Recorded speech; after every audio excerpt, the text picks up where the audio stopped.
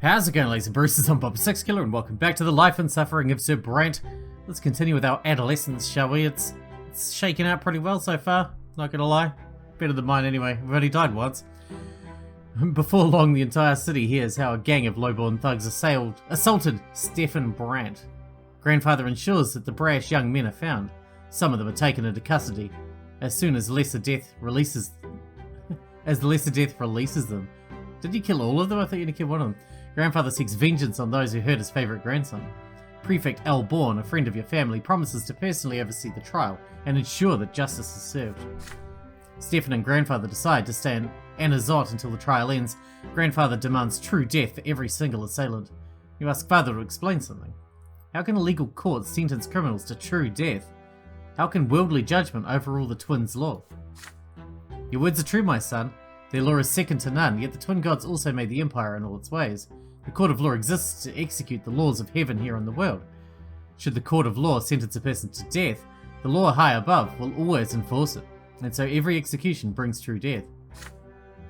The commoners who assaulted Stefan, a born nobleman, have committed a grave offence, there is no doubt about that, and yet, according to the Emperor's decree, even commoners have a right to defend themselves when they are about to face true death. This means that all of us will have to appear at the trial to testify before the court. Evening comes. Gloria visits your room. She looks crestfallen and her fingers keep reaching for her long hair. You put away your school books and ask what's bothering her. The trial is tomorrow. I thought I was going to appear there too, as an eyewitness. After all, this whole mess started because of me. But Sir Robert isn't even going to mention that I was there.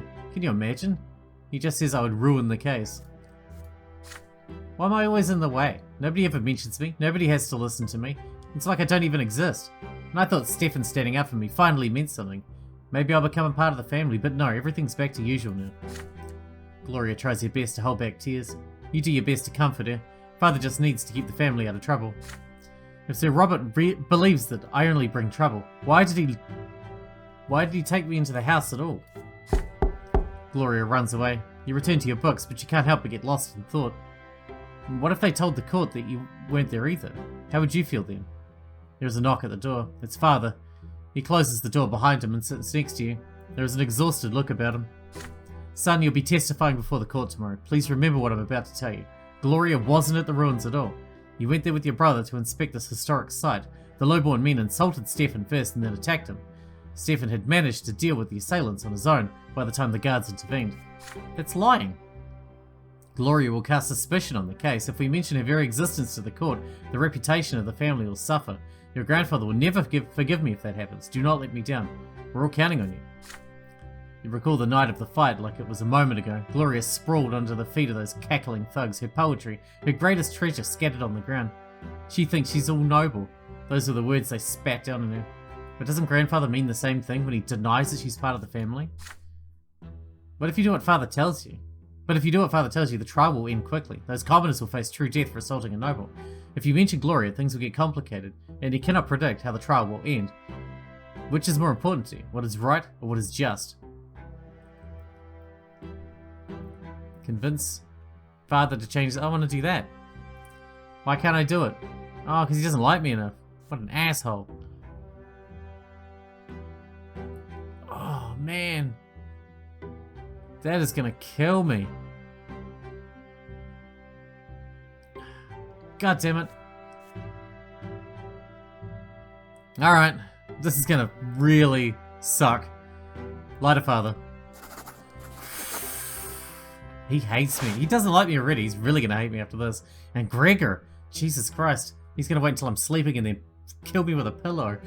You nod in agreement. You'll follow the family plan for the trial to the letter. A faint smile appears on Father's fatigued face. Thank you, son. This is an important case for our family and for me as well. I appreciate your support. You watch Father leave your room and consider your options. When should you mention Gloria during your testimony? There's no way you'll pretend she was not there. It would not be fair in the slightest. Especially for the people who are about to be killed. I mean, they did do what they're accused of, but no one should be killed when not all the facts are present, you know what I mean? The day comes, the trial takes place in the lesser hall of the city prefecture. Sir L. Bourne himself presides as the judge. You are seated next to Father and Stefan. You are to testify to the court one after another. Your brother's testimony follows Father's plan to the letter. The young commoners insulted you as you were both walking by the ruins. Then they assaulted you. Stefan defended you. You're next to speak. You tell the court the truth about that night. How the thugs humiliated Gloria, how Stefan and you came to help her, and how Stefan defended his half-sister. There are confused whispers in the hall. The commoners on trial cry out, "It's the truth. Gloria was reciting poetry, and they simply told her that she was defying her lot. The situation has changed." By this account, Stefan was not acting in defense of himself or another. He merely assaulted them first in order to retaliate against those who insulted his half-sister. Grandfather's face turns red, yet he remains silent. All emotion disappears from Father's face. Your brother turns to look at you, disappointed. Sir Elborn rises to deliver the sentence. There is bitter regret in his voice as he speaks. With this new evidence in mind, the court of Anazot finds you not guilty of assaulting Stefan Brante, a nobleman. However, you are found guilty of disgraceful conduct and injury to a noble. All 4 defendants are sentenced to 20 lashes each. The carriage is silent as your family drives home. Father asks you to go to the sitting room. You need to talk. Alone. The tone of his voice does not bode well for you. The sitting room doors slam shut behind him. You have absolutely no idea what you've done. Why'd you have to be so foolish and stubborn? Why? Explain it to me. Father is furious. You try to explain yourself, but you only wanted them to treat your sister fairly. Father's face turns red just like grandfather's did. Treated fairly, he says. His sister, he says. Get out of my sight this instant, both of you. You're in for a world of punishment, young man. You and your sister. You're nothing but a disappointment to me. Be gone. Next, Father gives his orders. You and Gloria are flogged together, brutally enough to ensure you learn your lesson. Once this ordeal ends, your sister thanks you through tears. At least you tried to stand up for her. Your back will not hurt less for that, but at least you feel better now. When Gloria comes back home the day after, there's a fresh bruise on her cheek. Her dress is covered in dust and her hair is disheveled. You ask her about it, but she does her best to pretend nothing's wrong. When you ask about the bruise, she says she just fell. You meet those 4 commoners on the street a few days later. They thank you mockingly and tease you mercilessly. Sir Brucey Brate, they call you sarcastically. You walked away as fast as you can. They laugh behind your back. Whatever happens now, Stefan will not protect you or Gloria anymore. Surely they should, be happy that I saved them from dying? No? I guess not.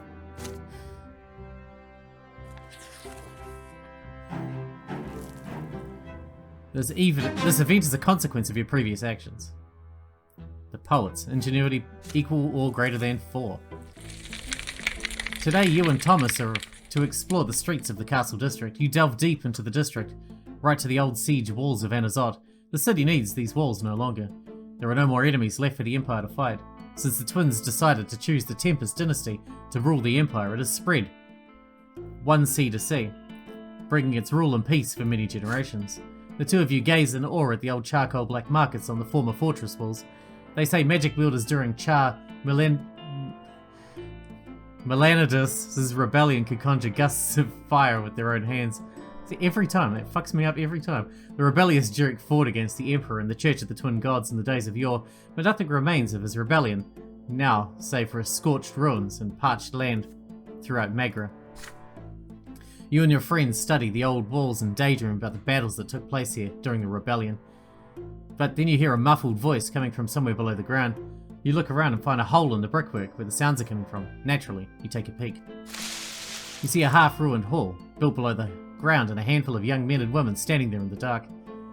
They look a bit older than you and are wearing plain shirts and dresses. A young man is standing on a piece of crumpled wall, reciting some of his poetry. It tells the story of a nobleman who fell into a puddle thanks to his gaudy cloak, and none of his noble bearing was of any help. He ends it with a farcical bow. You hear applause and laughter. He gets down from the crumpled wall, and a young girl takes his place. You cannot see her face in the darkness, but hers is a voice you could recognize anywhere. It's Gloria. Your sister begins to recite a poem she's written. Nay, Gloria, yours is no proper life.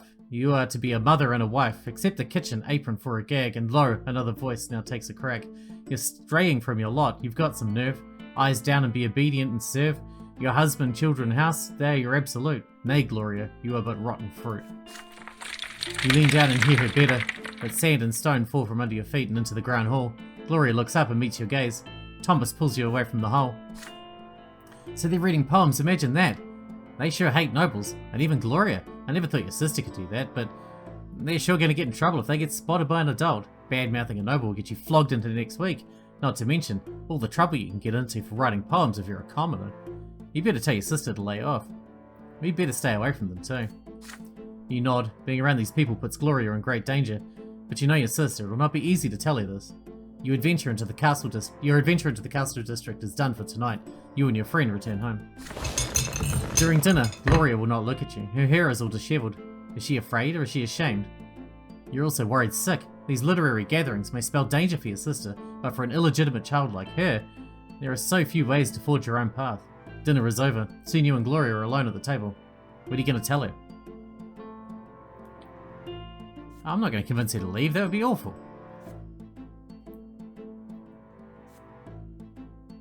Keep Gloria's secret. She's got to do what she's got to do, man. Gloria finally looks at you. You wink at your sister and promise to keep her secret. You praise the poetry you were able to overhear and confess that you were impressed. A big joyous smile appears on her face. I'm so happy, brother. I thought you were about to tell me to stop going there and say what my mother says about my lot, but I'm glad you're not like that. Me and my friends, without our poetry, we don't have anything else left. Nothing but our abysmal daily lives. At least we can laugh about it this way. You get serious and tell her that her friends need to work much harder to hide their meetings. After all, this secret passion could end badly for them if they get caught. The best way out of this is to meet in a new place every time. You list off several abandoned places nearby where nobody will look for them. You promise her that if she ever comes close to danger, you'll be there to protect her. Gloria nods and plants a kiss of sisterly joy on your cheek. Well, we're maxed out with Gloria at least. That's someone. Gloria's secret. You discover the secret society your sister Gloria has joined. Nice. Well, we've been pretty close to Gloria all the way. Oh, we're nearly done with adolescence. Holy. Stefan leaves soon after the trial, alone. Grandfather does not go with him. For the first time in a long while, he lingers in the house for more than a fortnight. Father says Sir Gregor is ill and needs to rest. Oh, good. Several months go by and it becomes clear that Grandfather will not recover. The eldest Brante is mostly bedridden now. On some days he has trouble recognizing people. When he means to address you or Nathan, he calls you Robert, your father's name. But when he does get out of bed, the house grows empty. The servants hide. Mother locks herself in her chambers. You and Nathan run outside or hide quietly in your rooms. If Grandfather sees anyone in the hallway, he begins lamenting. Oh, nobody heeds the lots anymore. Any harlot with a child can marry a nobleman these days. Children have no respect. His son betrayed him and let him down. And oh, how the Brante family has lost its honor. Again and again you hear Grandfather knocking at Mother's door, screaming that it is all her fault. He blames her for ruining his chances to find bliss in the hereafter. He blames her for dooming him to suffer at the foot of the pillar. You overhear your parents talking one night. Mother begs Father to move Sir Gregor to his old home and spare the children his decline. Father refuses her outright. It is late at night. The hot, dry winds are coming. The house is empty save for you, Nathan, Gloria, Mother, and Grandfather in his bed. Father has left for the capital on business. You're engrossed in the history of the Empire, snapping out of your reverie only when the clock strikes midnight. You blow out the candle and get ready for bed. You hear the shuffling of heavy feet outside your door. You see the light in the hallway. Grandfather. What could he want in the middle of the night? Oh man, he's going to kill us! I knew it! You peek at the hallway once he has passed. Grandfather's figure sways as he heads for the door to Mother's chambers. He opens the door and walks in. You hear him saying something quietly. Your unease is stronger than your fear now. You sneak closer to hear his words. You foul commoner, I have to cleanse my sins. I have to save my soul. You are my greatest sin. You and what you have done to Robert and this family. I should put a stop to this marriage. I should have stopped Robert from tainting this house by your presence. Why, oh why didn't I do it? Please, Sir Brante, I beg of you. Silence! You will do my bidding. Fire will cleanse all lowborn filth from this place. Fire. Fire and flame will free Robert from his disgrace. This is for my son's sake. For my son's sake. For my sake. I need to eradicate this lowborn filth. The twins, they're calling for me now. I can feel it. I can feel it. I beg of you, please have mercy. Mother begins to cry. You run into the bedroom, unable to stay out of this any longer. Grandfather's gaunt figure looms over Mother's bed, a lit oil lamp in his hands. Mother is sprawled out on the bed, crying. Please, just let me warn the children. I beg of you, Sir Brante. His steps are loud enough to be heard. Grandfather turns to look at you. Stay out of this, Brucey. Be useful for once. Worldly matters concern me no longer. I see only my sins now. And a sinner I am. A sinner. The twins, they forgive no one. They will judge me by the pillar. I must do something. I don't want to suffer all eternity. For all eternity. Go away. Mother is crying. Grandfather is still looming over the bed. Driven to madness, his hands shake as he clutches the oil lamp. His eyes shine in the dark. He truly believes this has to be done. You're suddenly torn. What if he's right? What if that is the only way for his soul to find salvation? There's no going back now. You have but a moment to act. Stop grandfather. Obviously. Gregor Brante will like you 1 point less, but he'll also be dead, so who gives a fuck? I don't understand. Stop. You look at grandfather defiantly and step towards him. He stares you down with rage and throws the oil lamp at the floor. You manage to catch it, but just barely. Several drops of hot oil hit the rug, not nearly enough to start a fire. The lamp's glass is blistering hot. It burns your hands, but you still hold onto it safely. You lowborn scum, you ruined everything. You're every bit like your mother. You... Enraged, he takes a swing and you squeeze your eyes shut. But he doesn't hit you. Instead, there's a deep exhalation. You peek at him with one eye just in time to see him collapse, all his strength fading away. His chest is heaving, his face a grimace of contempt. Another heavy exhalation. The contempt is gone. There is only fear now. Grandfather's eyes wide open, almost in surprise. He exhales. His eyes grow dim. Mother is there, whispering a prayer. She is shaking violently. You put the oil lamp gently on the bedside table and call for the servants. They carry the body away. It does not disappear. True death has found him.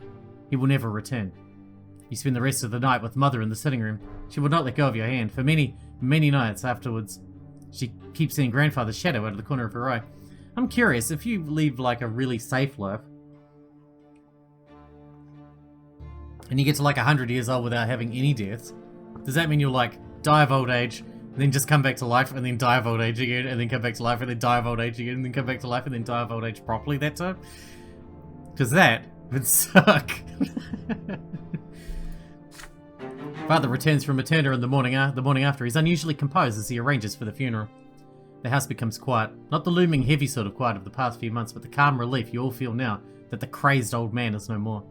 At last, Gregor Brante, the family's patriarch, has departed for the hereafter.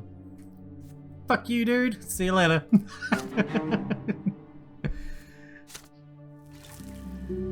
Your grandfather, Sir Gregor Brante, left this world forever to meet the twin gods.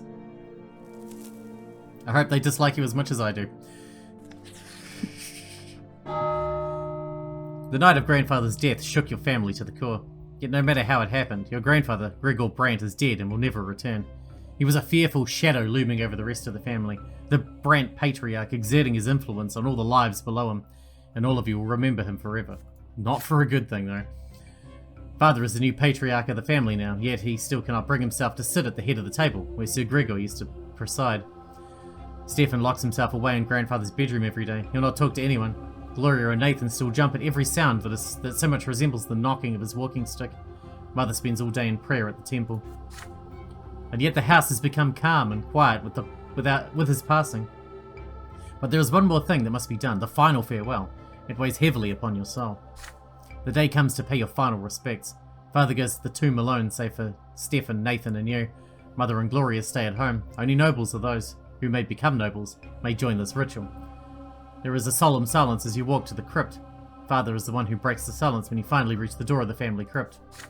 Your grandfather built this crypt, and now he will be the first Brante to remain here in body forever, the first ever noble in our family. It is our duty now to hold to the sacrament of the flowing blood for Sir Gregor. We will hold his legacy and join him as the founder of the noble Brante dynasty. Stefan perks up at his father's words. His hands still clutch grandfather's sword. Tradition decrees that it must remain in the niche above the owner's sarcophagus. Nathan, on the other hand, looks even more frightened now. Stairs carved of white stone lead you downward. Deep in the gloom of the crypt atop a pedestal, you see the sarcophagus that holds grandfather's body. Father takes a moment to compose himself before paying his final respects. Gregor Brante, my father, brought our family into nobility through his unshakable will. He was a judge and a loyal servant to the Empire. He lived his life as if he had been born a noble, and he never strayed from the path he had chosen. He sought to make the Brante family ennobled by the sword, so that our children's children might be of noble birth. The twins know I abided by my father's words all my life, even if I could not obey him every time. Father lets off a bitter chuckle as he says this. Stefan glares at Father, then turns to glare at Nathan and you. After all, the two of you were born of Father's shameful decision to marry a commoner. All of you remember his disastrous passing.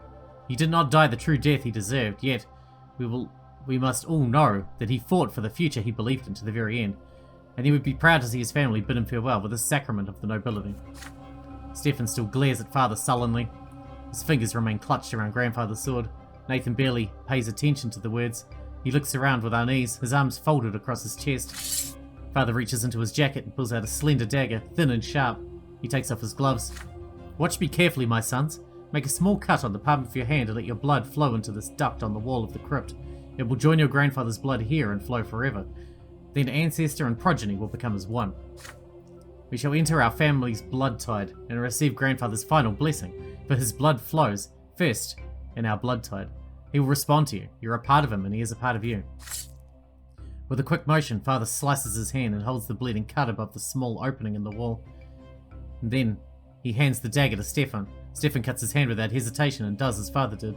You receive the dagger next. The dagger's handle feels warm. You hesitate for a moment as you look at the palm of your hand.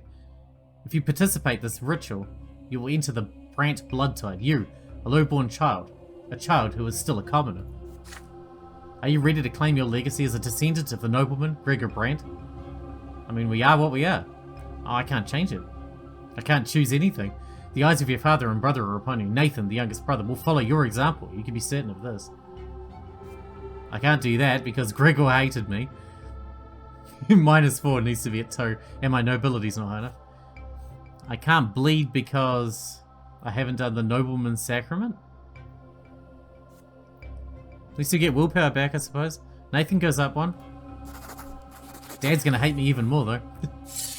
You return the dagger to Father and say you cannot participate in the ritual. You're a commoner, and your back bears the mark of the lash. Grandfather would never have let you honor his name as a nobleman. Nathan nods in agreement. You do not deserve this honor. Father furrows his brow and shakes his head. Stefan, help me close the lid of the sarcophagus, and remember to ask for Grandfather for his blessing. And as for you two, it seems you weren't ready to walk the nobleman's path after all. You're right, son. Your grandfather would never have allowed it. The lid of the sarcophagus falls into place with a heavy resonant thud. Then suddenly you all freeze as each of you hears your late grandfather speak to you. His voice is loud as it rings in the depths of the crypt, and yet he speaks to each of you separately. Foul-blood weakling. I knew you never had it in you to rise above your meager birth. Brewster, you do not have a drop of nobility in you, and your pathetic little brother is the same. You're a taint upon my flesh and blood. Be gone from my crypt. Your legs carry out of the crypt of their own accord. Out of that stuffy crypt. You can finally breathe again. You hear slow footsteps behind you. You turn around and meet Nathan's gaze. You did the right thing. If it weren't for you, I'd have done what Father told us. Grandfather said I should stay away from his legacy. Said it would do me no good if I try to follow in his footsteps. How's that for words of guidance, huh? Nathan sighs as he embraces you. Father and Stefan leave the crypt much later and walk to the carriage without word. You and Nathan humbly follow behind them. Distaste. Oh, the distaste. Forbidden love. This event is a consequence of your previous actions. Our nobility is high enough for this one. Okay. Another day of school is behind you.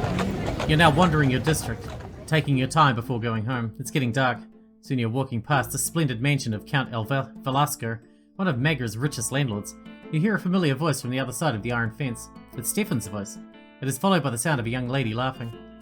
You peek through the fence and into the mansion's garden, and indeed, there you see your elder brother dressed like he is going to meet the Emperor himself.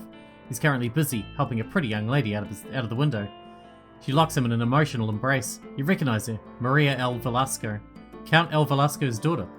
And as the whole city knows, she is already betrothed to another young nobleman from a far more illustrious family.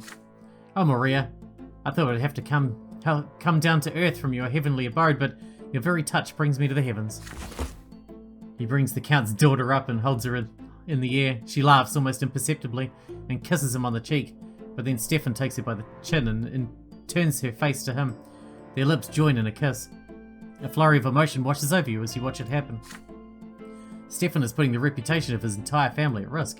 Acting so frivolously with the Count's daughter may turn the Count's influence against all the Brantes, and yet Stefan always speaks so highly of noble bearing, and composure, and family honour.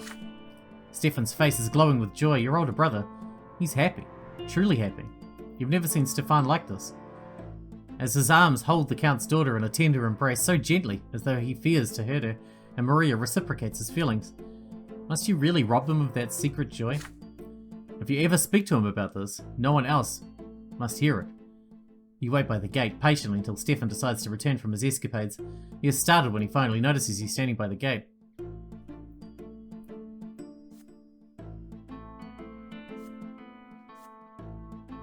Aid Stefan. I don't like Stefan that much, but I don't hate him. What are you doing here this late hour, Brucey? Is there something you wish to tell me? You confess to Stefan that you saw him today in the Velasco garden with the Count's daughter. This affair puts both families' honour at risk, yet you say you were happy for him. You can see how much he cares for her. No matter what, it is worth the risk. Stefan can trust you with the secret. You assure him. The two of you will keep it together. Stefan reacts to you with anger at first, but your supportive words calm him down. You've got all the makings of a professional spy, but you're right. The risk is too great. Your aid will not go amiss. You're no nobleman yet, but I hope your word is worth my trust. From that day on, you helped Stefan and Maria avoid attention on many occasions. You even have to distract El Velasco's manservants and lead them away on a wild goose chase through the district. In the end, you're never caught, and you earn your brother yet another night with his beloved. They are both aware that the days of their hidden love are numbered. But how will your escapades affect the family's reputation? You and your brother agree. Whatever happens, happens. Young love is worth the risk.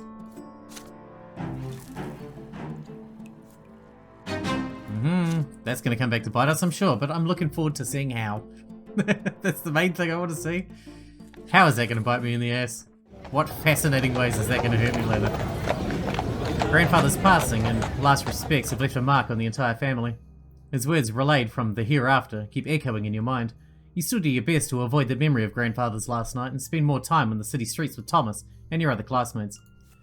The road by the house reminds you of another clash with death.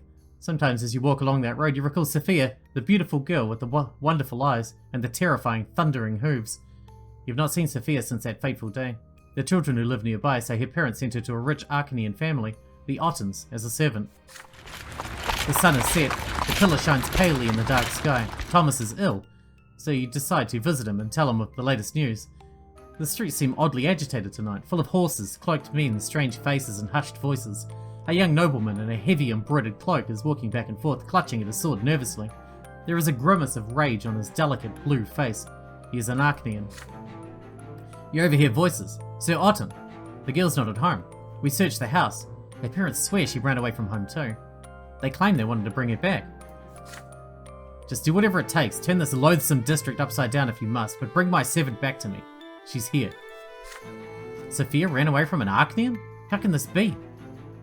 There is only one place on the entire street where a person could hide. The abandoned Morale House, 4 houses away from yours. You head there, doing your best not to attract attention. The lopsided house, built of yellow brick, has been abandoned for 20 years or so. You remember playing there as a boy. You glimpse a figure inside even before you enter. A pair of eyes glimmer in the dark. You would recognize them even after another 4 years. Sophia has grown up. She's almost an adult now, and her face is full of fear. She is not the easygoing girl next door that you remember. She finally recognizes you. Oh, it's you, Brucey. Be quiet, they're all looking for me. I ran away from the youngest Otton. I might be in for a lesser death here, but I'd rather die than spend another day in their slavery. I'm just a thing to him, just a toy to play with. Sophia winces and closes her mouth as she says this. There's a glint of bright yellow deep in her eyes. I ran to my parents. I told them all about the men I had to serve, and they went and alerted the Ottons. They don't want to be the target of their eye, but you aren't going to tip them off, are you? Dude, I already saved you from one lesser death. I'm not going to make you have another one. The barking and shouting are getting closer. Sophia's voice grows quiet. She runs off to the darkest corner of the house before you can answer. One of the Otton servants is so close that you can hear his cloak swishing around the ground. He notices something and calls for the others. There are more voices around you. They approach the house from the yard and surround it. One of them seems particularly snappy, annoyed, and impatient. You've already heard his voice today. If you're in there, girl, you'd be wise to come out and quit wasting my time. All will be forgiven, and you will go back to where you were. You know it. And if you don't, I'll drag you out by the hair. The hilt of the young Arknian's sword bashes at the door. He's about to lose his patience for good. Sophia hugs the wall in the dark, trying to stay still. She glances at you. What will you do? Your heart is racing. Can you act against the Arknian's orders? Do you have the gall to defy the mighty nobleman? Try to stop him, that'll get me killed.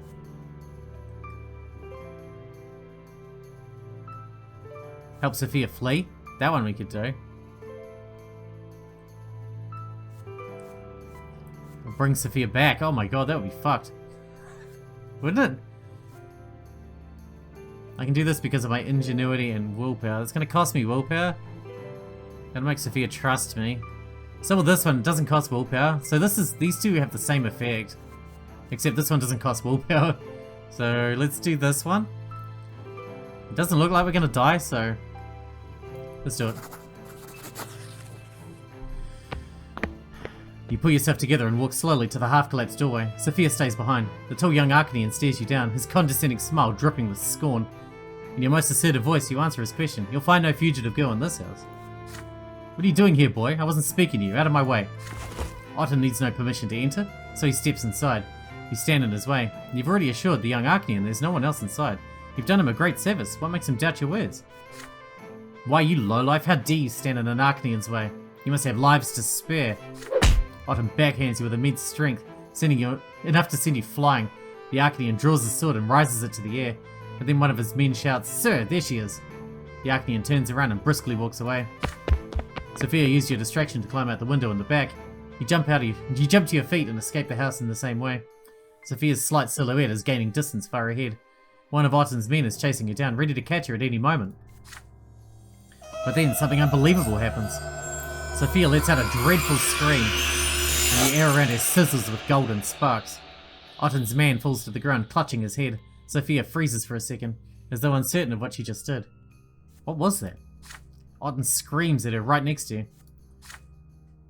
So that's how it is, huh? The wench is a witch. Seize her. Magic? Sophia's a witch? Sophia's silhouette disappears down an alleyway. Otten's men give her chase, but they will never find her in the dark, sprawling district. You watch her go. Will you ever see her again? The runaway girl becomes the talk of your district for an entire week. You overhear that Sophia managed to flee the city. The Ottens are furious.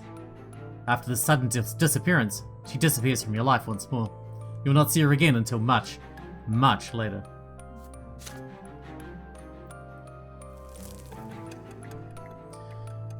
$15, eh?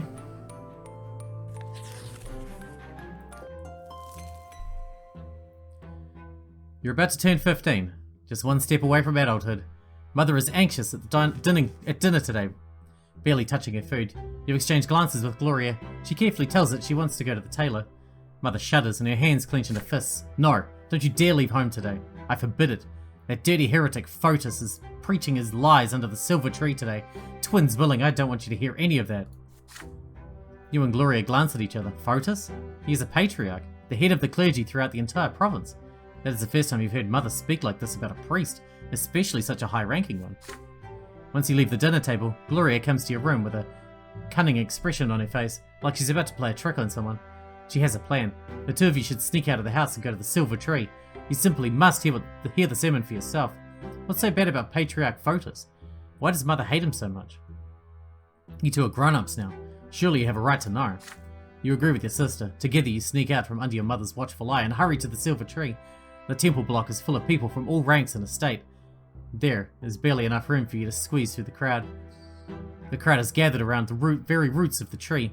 Gloria suggests that you climb up to the roof of a nearby building so you can hear and see everything better. And not a moment too soon, from the roof you see a tall, silver-haired priest step onto the platform by the tree, dressed in the common black robe that looks far beneath his rank, yet he stands like a noble before the crowd. Behind his back is a banner flapping in the wind, the open book. This is the symbol of the new faith, the crowd whispers. The patriarch holds his hands up to the sky, and the entire temple block grows quiet. He begins his sermon, his vibrant voice rolling across the square. Fotis speaks of a great mistake. We entrusted ourselves to the lots as the only way to fulfill divine providence in this world. But for all these years, the will of the twins has been interpreted for us by a single man, Prophet Asatius. The twins are ever watching from atop the shining pillar. Of this, we have no doubt, but how can we so blindly believe that we truly follow their will by following the lots? Have we not seen the 3 lots of Asatius fail again and again to answer the question of how we ought to live our lives? Have we not seen people change their lot in life again and again without being smitten by divine wrath? Every person born, whether human or Arknian, lowborn or noble, must find their lot and earn their way to the gods on their own. From now on, we will seek the gods in the accounts of their own lives, and their own acts of this world, and in their own words as they echo within us. And as we heed the voices of the twins within, we will each find their path for us on our own. The crowd at the Silver Tree listens to the Patriarch's speech in stunned silence. You glance at your sister, her eyes glisten with tears as she hears Photis' words. Then suddenly a hoarse cry rises from the crowd. If there are no lots, does that mean that the nobles are going to till the fields and the commoners are going to bear arms? The crowd begins to murmur. The Patriarch raises an arm and inhales, ready to answer. An odd figure leaps from the crowd onto the platform, a dirty beggar dressed in rags. A knife flashes in his hand. The blade slices, blood starts spurting from Photis' throat. He slumps over and collapses. A dark brown puddle spreads across the platform where he'd stood. Gloria clutches her mouth to suppress a shriek. A few moments of stunned silence and then the screams begin. The people are frantic. The temple guards try to restore order in the crowd, but to no avail. An old woman dressed in an inquisitor's cassock tries in vain to apply pressure to the Patriarch's wound. The nobles draw their swords. Dogs are barking. The crowd is pushing and shoving. Children are crying. The entire square by the tree is in chaos. From the roof you see the moment when the people start trampling each other, howling, praying, shouting. Gloria tugs on your sleeve. Time to go. You climb down from the roof and run. You return home without exchanging a word. Mother has been in her room all the while, so no one noticed your absence. Gloria locks herself in her room. You do not discuss the things you have seen. They're too frightening. But your parents discuss every little detail of the blood-stained sermon over dinner. This is unbelievable. A patriarch murdered in plain sight. The gendarmes and the Archduke's guards have searched every corner of the slums, and the murderous beggar has disappeared without a trace. I can't even imagine a more gruesome crime. Photis has died a true death, never to return from the hereafter. But how? Why can't the Patriarch be reborn? He's so close to the twins. Such is the way of the world, my children. Once you are granted great power by the twins' will, there is no hope for you to come back, not even after the first of your deaths. Emperors, their powerful vassals, heads of great Arknian dynasties, patriarchs of the church, none of them are destined to be reborn. Photis is gone forever. I fear for his soul. It was lost in doubt. Will the twins accept him upon the peak of the pillar? We must pray for the Patriarch, children. Let us hope he managed to return the true old faith before the moment of his passing. But there is little hope for that. Agreed. And with that, we need to wrap this episode up because I let it run on quite a bit too long there. Apologies. But you know, I just got wrapped up in it. Not too long and we're going to be an adult. Curious to see how that's going to roll because we got 2 more pages to unlock still. Not that I've really explored them, but you know. Hope you guys enjoyed it. Thanks for watching. Thanks again, Alfie, and I'll see you in the next one.